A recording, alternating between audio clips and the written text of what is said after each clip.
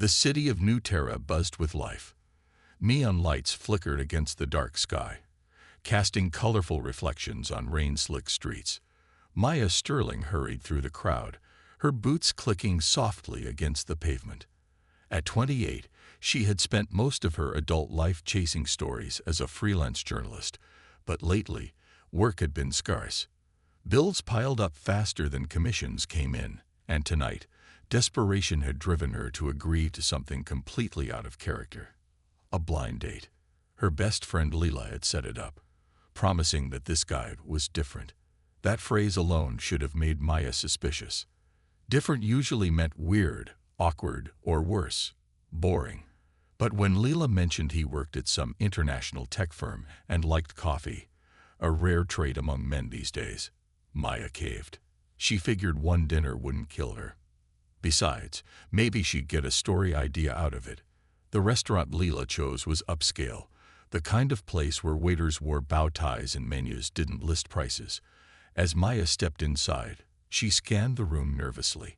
Her gaze landed on a man sitting by the window. He stood up as their eyes met, and Maya froze. This wasn't just any man. He looked otherworldly.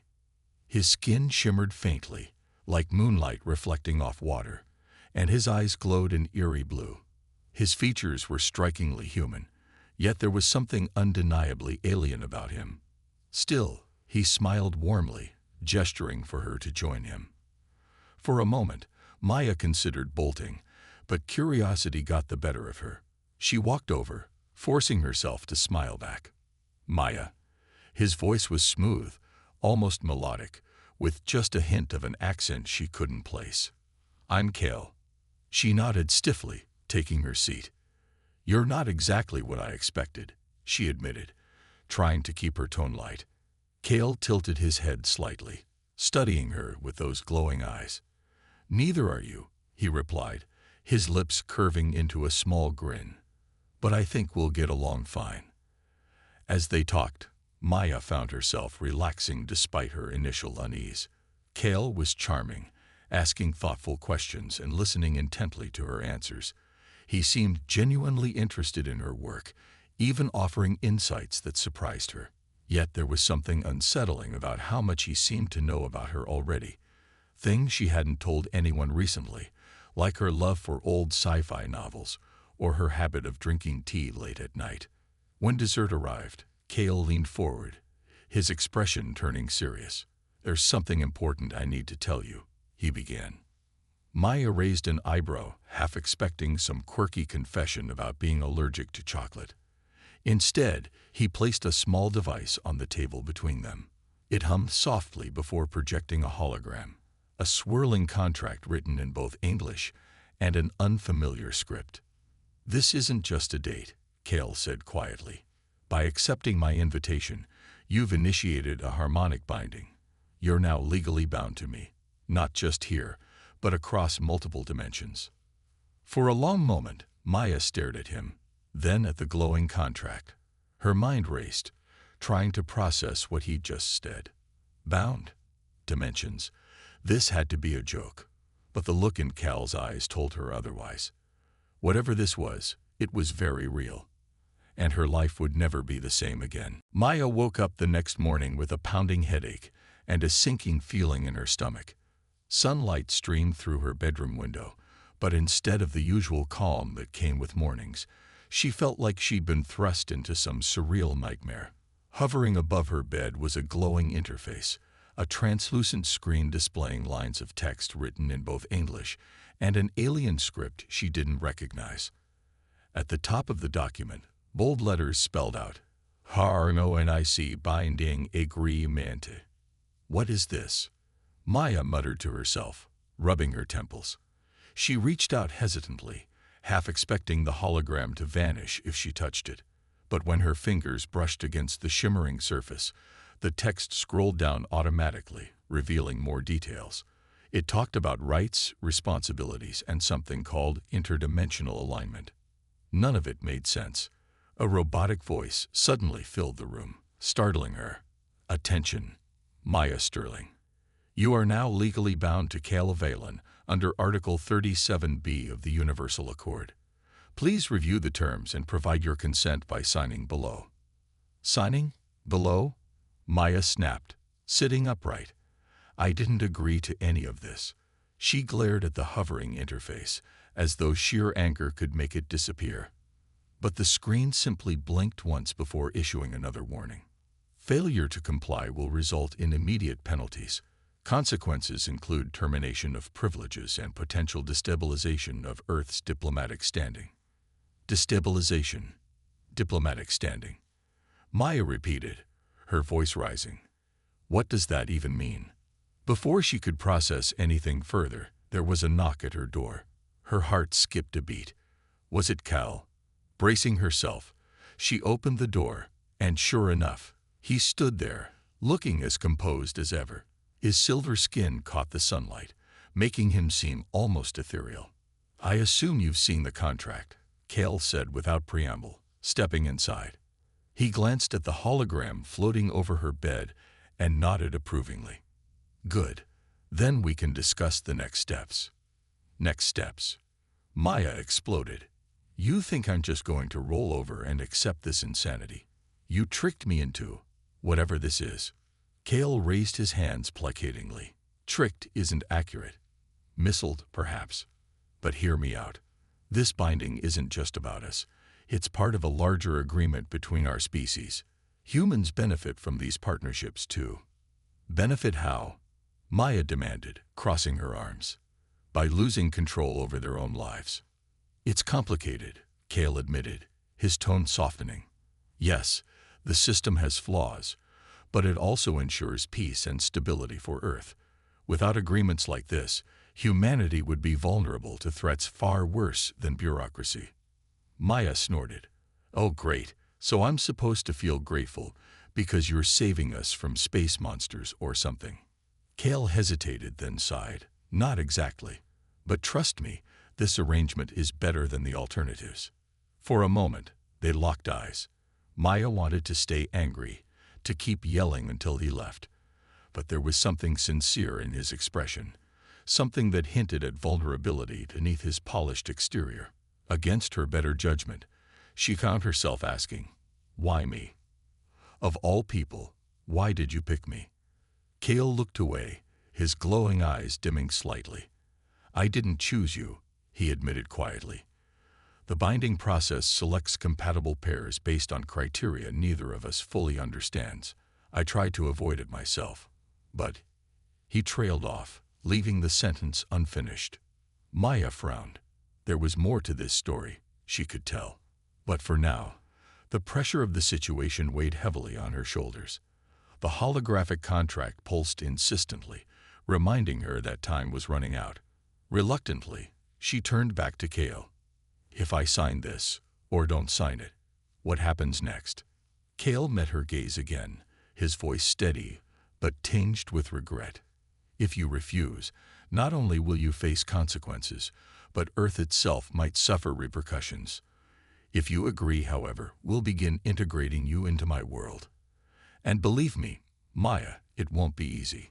She stared at him, torn between defiance and resignation. Whatever choice she made, one thing was clear. Her life had changed forever. 2 days after the contract appeared, Maya found herself standing in front of a towering crystalline structure that seemed to defy physics. It floated above the city like an alien cathedral, its surface shimmering with shifting colors that reminded her of oil on water. Cale stood beside her, calm and composed as always, while she struggled to wrap her head around what was happening. This is your embassy? Maya asked, tilting her head back to take it all in. Looks more like something out of a sci-fi movie. It's designed to reflect the harmony between our species, Cale explained, and today we'll begin proving whether you're truly compatible with me and with my world. Compatible? Maya echoed skeptically. You mean there's still a chance I could fail? Cale hesitated before nodding. The binding process has stages. If we don't pass these tests, the agreement will dissolve, but not without consequences for both of us. Maya groaned under her breath. She'd barely accepted the idea of being bound to him. Now she had to prove herself too. Before she could argue further, Kale gestured toward a glowing portal at the base of the building. Reluctantly, she followed him inside. The interior was even stranger than the outside. Walls pulsed faintly, as though alive, and soft hums filled the air like distant music. They were greeted by another alien, a tall, slender figure with skin that shifted colors like liquid metal. This one introduced itself as Zinara, their guide for the day. The compatibility trials are meant to assess intellectual synergy, emotional resilience, and adaptability. Zinara explained in a voice that sounded oddly melodic. Do not worry. You will have support throughout. Support sounds great, Maya muttered sarcastically. But what happens if I screw up? Zinara didn't answer directly, which only made Maya more nervous. Instead, the alien led them to the first challenge. A massive holographic puzzle suspended in midair. Pieces floated randomly, each glowing faintly with symbols Maya didn't recognize. You must work together to solve this within 10 minutes, Zinara instructed. Failure will result in complications. As soon as the timer started, Maya felt overwhelmed. The pieces moved erratically, refusing to stay still when she tried to grab them. Frustrated, she glanced at Kull, who was already examining the puzzle with intense focus. We need to find patterns, he said calmly. Look for connections between the symbols. Connections. They look like random squiggles to me. Maya shot back, panic creeping into her voice. But then something strange happened. As she reached out again, one of the pieces responded, not by staying put, but by glowing brighter. A sudden surge of clarity washed over her, and she instinctively knew where it belonged. Piece by piece, the puzzle began coming together, guided by her newfound intuition and Kel's steady direction. When they finished with seconds to spare, Maya stared at her hands in disbelief. What just happened? Did you do that? No, Kel replied, his eyes wide with surprise. That was you. Your abilities. Their awakening. Before she could ask what he meant, they moved on to the next trial. An emotional simulation. They were placed in separate rooms, each facing projections of their worst fears. For Maya, it was losing everyone she loved. Her parents, Leela, even strangers she cared about. Tears streamed down her face as the images became unbearable. Then, suddenly, Cal's voice broke through. Maya, I'm here. Focus on me. She did, clinging to his presence like a lifeline. The fear faded, replaced by determination. When the simulation ended, she collapsed into a chair, exhausted but triumphant. You're stronger than you realize, Cal told her softly. And so am I. Together, we can handle whatever comes next. For the first time, Maya allowed herself to believe him. But deep down, she couldn't shake the feeling that the hardest challenges were yet to come. Over the next few days, Maya's life became a whirlwind of strange experiences and unsettling discoveries. The more time she spent with Cal, the more she realized how little she knew about him. And about the harmonic binding program itself. While Cal was polite and helpful, there were moments when his calm demeanor cracked, revealing glimpses of frustration or sadness that he quickly masked. Something about the system clearly troubled him, but he refused to talk about it. One evening, unable to shake her growing suspicions, Maya decided to take matters into her own hands. Under the pretense of exploring the embassy further, she wandered away from Cal during one of their scheduled visits. The crystalline halls seemed endless, each corridor shimmering faintly as though alive. Her heart raced as she slipped into restricted areas, marked with glowing red symbols, a clear sign they weren't meant for humans. Inside a dimly lit chamber, Maya found rows of holographic records floating silently in the air. She hesitated, then reached out to activate one. A flood of information appeared before her eyes. Files detailing previous bindings between humans and aliens. At first glance, they seemed ordinary enough. Names, dates, compatibility scores. But as she scrolled deeper, the truth began to surface. Many of the human participants had disappeared shortly after their bindings. Some were listed as relocated, others as terminated. One file caught her attention, a video log from a woman who looked no older than Maya. Her face was pale, her voice trembling as she spoke. "They told us this would bring peace, but it's slavery," the woman whispered. "They don't care about us. We're just tools to them." Maya's stomach churned. This wasn't cooperation, it was exploitation. And yet, why hadn't anyone spoken up? Why did Earth's leaders allow this to continue? Before she could dig deeper, footsteps echoed down the hall. Panic surged through her as she deactivated the record and ducked behind a console. Peering around the edge, she saw two aliens approaching, one of whom she recognized as Zanera. Their conversation sent chills down her spine. "The human resistance is growing restless," one said sharply. "If we don't act soon, they'll expose everything." "Let them try," Zanera replied coldly. "Without our technology, their planet would crumble. They have no choice but to comply." Maya stayed hidden until they passed, her mind racing. Resistance. There were others fighting back against this system. The thought gave her hope, but also fear. If she exposed what she'd learned, would she end up like those missing humans? When she returned to Kale later that day, her anger boiled over. Confronting him in his quarters, she demanded answers. "You've been lying to me this whole time. Those files, I saw them. People are disappearing because of your so-called treaty." Cal's expression hardened, but there was pain in his glowing eyes. "I didn't lie to you, Maya. I omitted certain truths because I thought you weren't ready to hear them." "Not ready," she shouted. "How can I trust you when your people treat mine like pawns?" For a moment, Kale said nothing. Then, sighing deeply, he sat down and gestured for her to join him. "My species isn't perfect," he admitted quietly. "Some view humans as inferior, yes, but not all of us agree. I was chosen for this binding against my will. I fought it, just as you're fighting now. I wanted no part of a system built on inequality." Maya stared at him, torn between rage and sympathy. "Then help me stop it," she said firmly. "If you really care, prove it." Kale hesitated, then nodded slowly. "All right, but know this, if we fight, we risk everything. Not just our lives, but the fragile peace between our worlds." Maya clenched her fists, determination burning in her chest. Peace might be important, but not at the cost of freedom.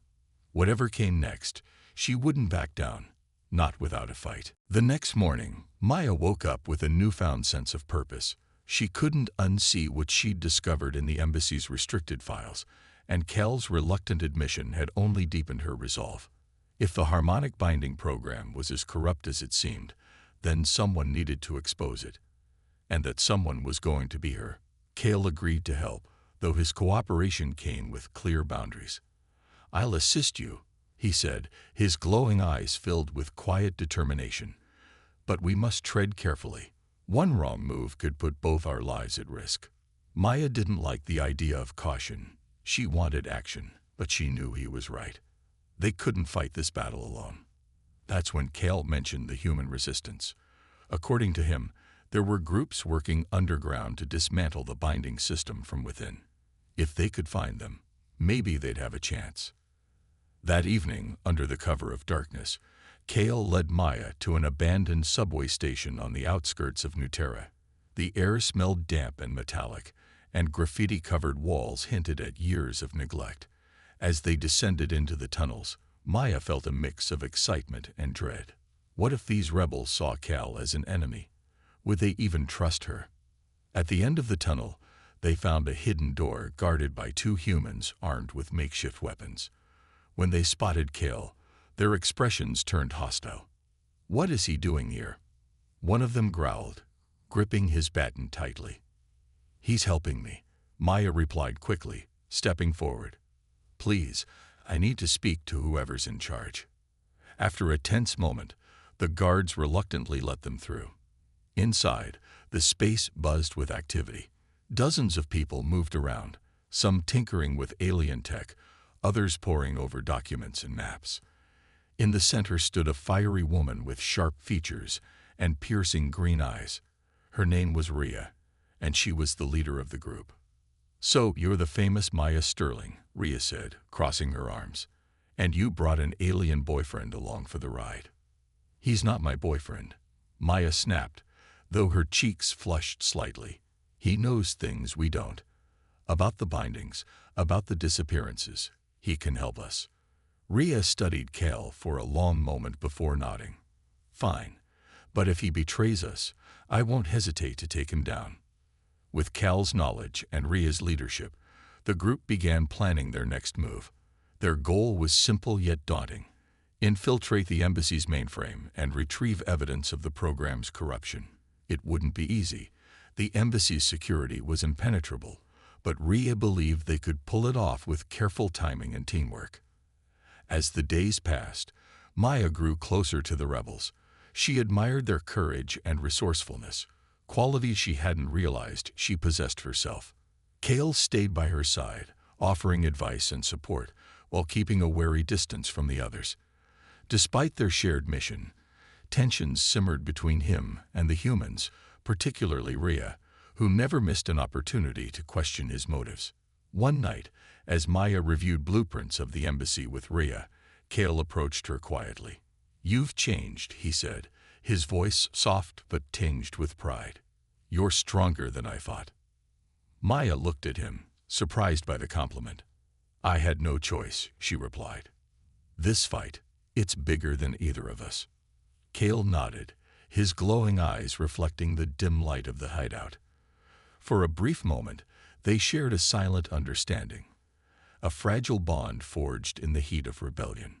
Whatever happened next, they would face it together. But as the plan took shape, Maya couldn't shake the feeling that danger lurked just around the corner.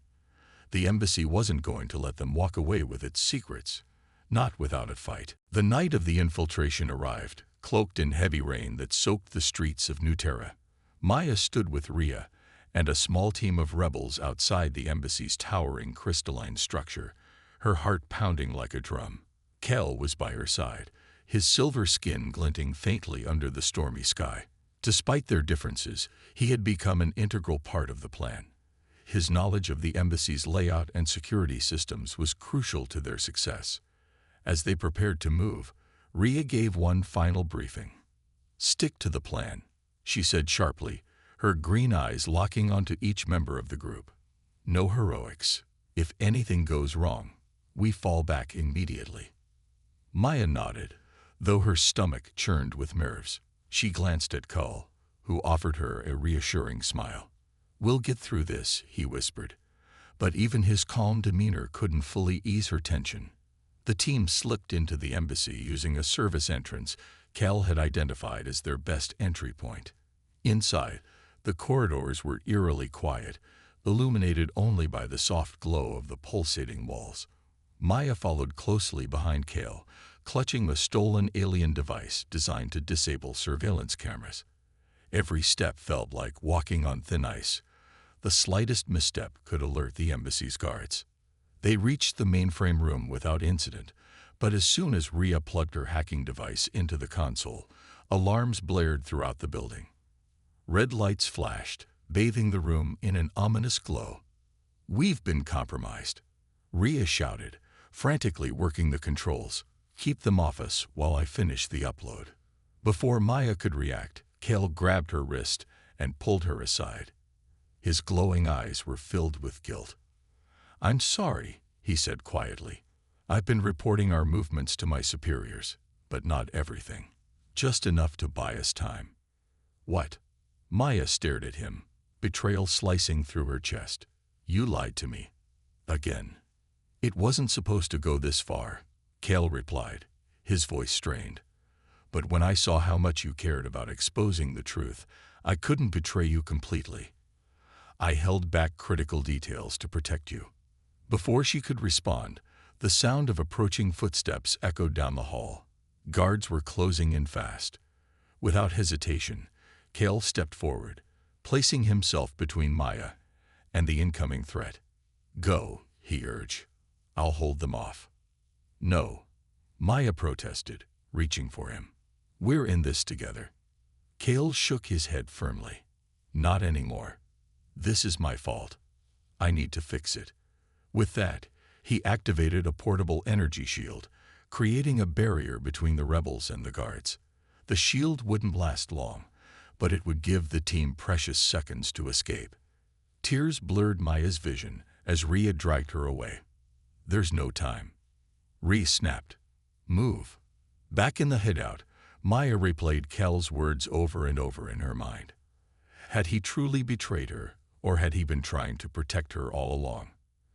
The evidence was safely uploaded, ready to be broadcast to the world. But at what cost? As she stared at the holographic files containing damning proof of the binding program's corruption, Maya realized that victory felt hollow without Kel beside her. Her resolve hardened. He might have sacrificed himself for her, but she wasn't about to let him disappear without a fight.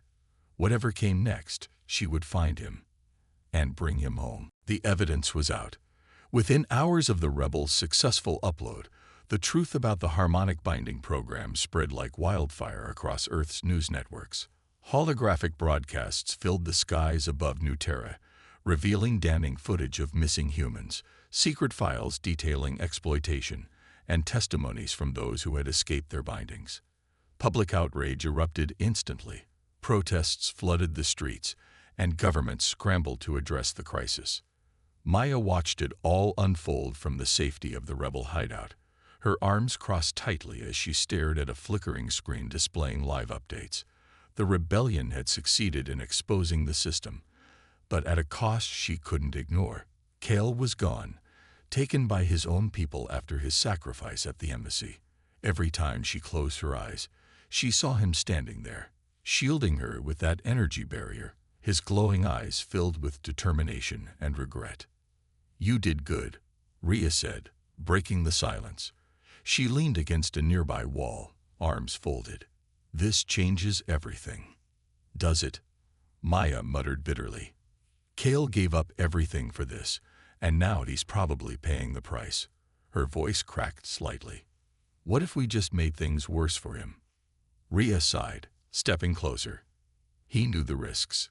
And honestly, he chose you over his own kind. That says something." Maya didn't respond. Instead, she turned her attention back to the screens, scrolling through reports of global unrest. Alien embassies were being blockaded, diplomatic relations teetered on collapse, and rumors swirled about retaliatory measures from other species. For the first time in years, humanity stood united, but unity came at a steep price. As the days passed, Maya found herself unable to focus on anything but Cale. She replayed their conversations in her mind, searching for clues about where they might have taken him. Then, late one night, while reviewing encrypted communications intercepted by the rebels, she stumbled upon something unexpected. A message addressed to her. It appeared on one of the monitors, written in both English and an alien script she recognized as Cal's handwriting. "Maya, if you're reading this, I'm still alive. For now. They've exiled me to a dimension outside your reach, but I left traces behind. Find the resonance crystal hidden in my quarters at the embassy. It will guide you to me. Trust no one, not even allies. Time is short." Her breath caught. Relief and fear mingled in her chest as she read the words again and again. Cale wasn't dead. He was trapped, waiting for her to rescue him. But how could she possibly reach another dimension? And what dangers awaited her along the way? Determined not to waste a moment, Maya confronted Rhea with the message. "We need to go back to the embassy," she declared. "There's something there that can help me find him." Rhea frowned, clearly uneasy. "You realize this could be a trap, right? If they know you're coming." "I don't care," Maya interrupted firmly. "I owe him this much. He risked everything for us. For me. I won't abandon him now." After a long pause, Rhea nodded reluctantly. "All right.